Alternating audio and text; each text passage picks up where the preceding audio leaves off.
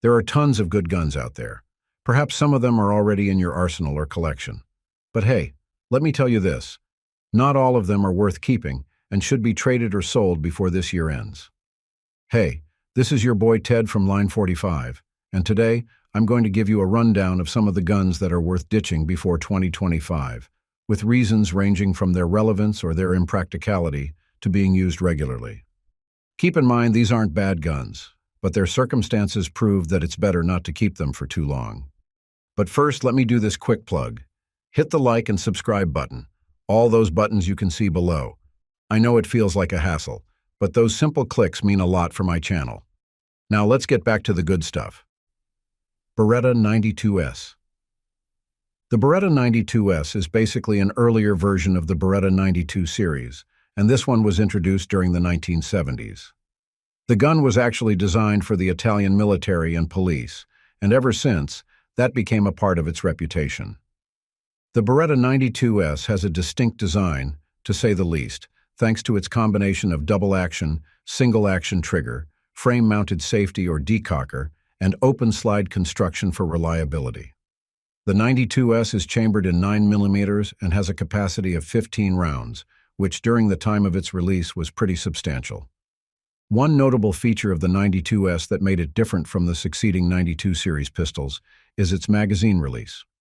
If you inspect the gun, you'll see that its mag release is placed at the heel of its grip. While this wasn't supposed to be an issue, the placement of the mag release of the 92S causes slow reloads, as compared to that modern frame-mounted release. This is one of the reasons why you should consider trading or selling the 92S. Although this is a reliable pistol, I think that its reloading mechanism is downright outdated. It's kind of being superseded not only by the 92FS or M9A3, but also by other similarly sized guns that put emphasis on speed and efficiency in reloading. At the same time, all of these modern guns provide better ergonomics, enhanced safety features, and intuitive controls.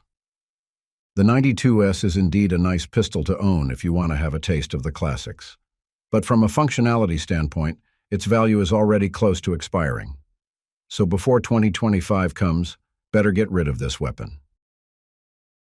Keltech Sub-2000.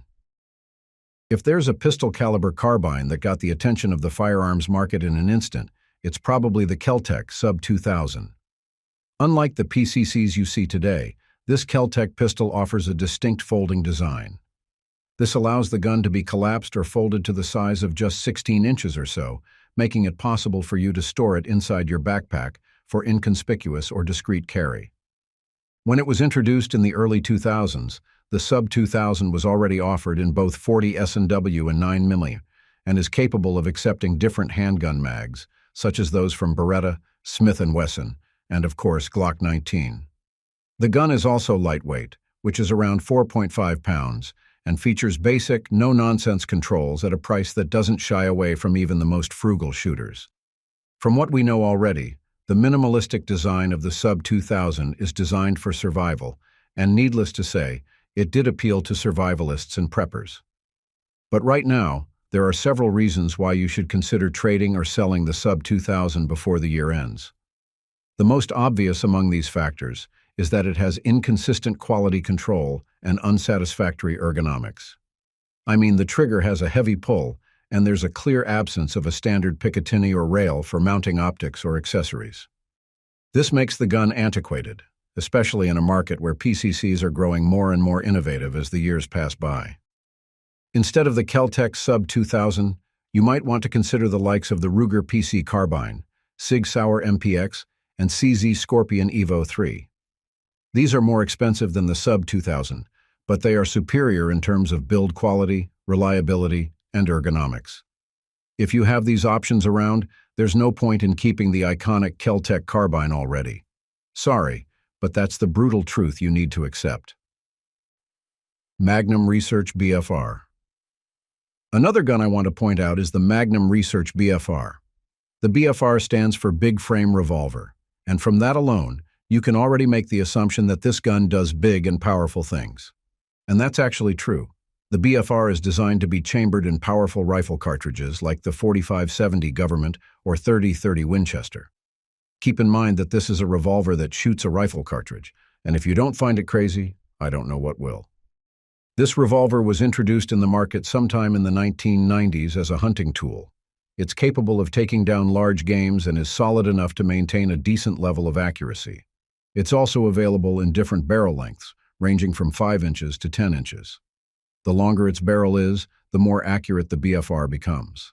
Plus, it introduces a single-action mechanism that requires users to cock its hammer manually per shot, so that's a bit cumbersome for some folks. Because it handles high-pressure rounds, the BFR is built strong. Fair play to this revolver, but it can actually take a beating thanks to its rugged and weighted stainless steel construction. As far as I remember, this revolver is over 4 pounds. Still, there are profound reasons why the BFR is no longer worth keeping these days, except if you really enjoy shooting rifle rounds on a revolver. For one, the extreme power and size make it impractical for most everyday uses, especially if we are talking about its 4570 government variant. It's not suitable for both home defense or concealed carry at all.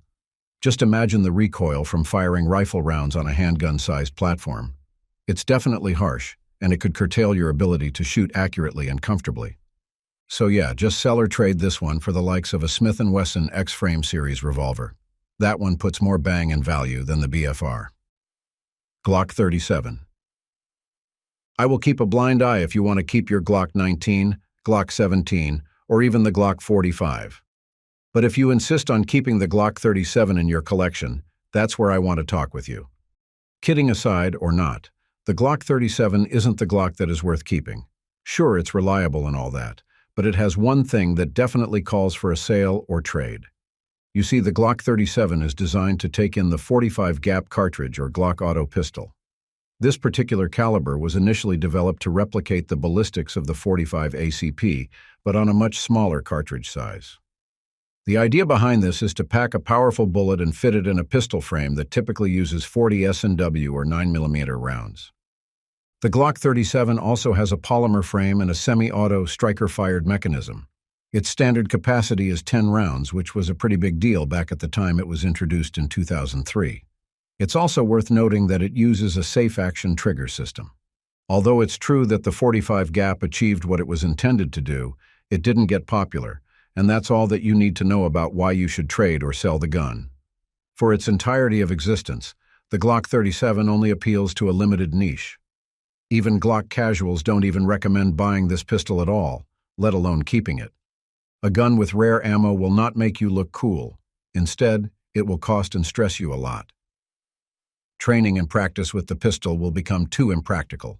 It's like having a gun that you are afraid to shoot because it's downright expensive. Furthermore, modern advancements in handgun design and ammunition performance have made standard-sized calibers, such as 9mm, even more effective for self-defense, with less recoil and greater magazine capacity. So, instead of this gun, why not just get a Glock 19 or Glock 21? Those two offer better propositions. Taurus Judge. The Taurus Judge is a fantastic revolver, given that it fires both 410-bore shotgun shells and 45 Colt ammo. Some people even see this as a collector's item, but if I were you, just don't entertain that thought and skip this one entirely. And if you already have a Taurus Judge, I suggest you do the same thing that I did. I sold this gun right after I realized that it's no longer worth keeping. The Taurus Judge has a 5-shot cylinder and typically comes in different barrel lengths. You can get a stout 2.5-inch barreled model or a full-size 6.5-inch barreled version. Regardless of which makes your trigger finger tick, the real appeal of this revolver is its dual caliber capability. What it means is that this gun is capable of shooting both 45 Colt rounds and shotgun shells. The inclusion of shotgun shells in its setup is quite interesting. It's kind of clear that it's meant for short-range defense, as keep in mind that this revolver was initially advertised as a self-defense gun for judges inside the courtroom. This revolver is also as tough as a nail and comes with a ribbed rubber grip to tame its recoil. The judge's novelty and perceived effectiveness against multiple threats, including snakes and human aggressors, have made it a popular choice for some shooters. But yeah, none of these things actually matter because the practicality of the Taurus Judge is no longer that relevant. Take that 410 shotgun shells, for instance. These loads, especially the birdshot, don't offer adequate penetrating power to neutralize assailants. So, when it comes to self-defense, their reliability isn't as impressive, even when compared to 22 LR rounds. I can even argue that the Taurus Judge is too big and less ergonomic for 45 Colt rounds. So instead of this revolver, why not just try modern semi-automatic pistols with more effective calibers like the 9mm 357 Magnum or 40 S&W? Trust me, they will give more value than the Taurus Judge in the long run. That's it for now. Thanks for watching. If you liked this video, please hit the subscribe button and notification bell. Just press all the buttons. Those little clicks are free, but they help the channel a lot. Stay sharp, stay safe, and remember, it's not just about the shot. It's about mastering the craft. Until next time, lock and load.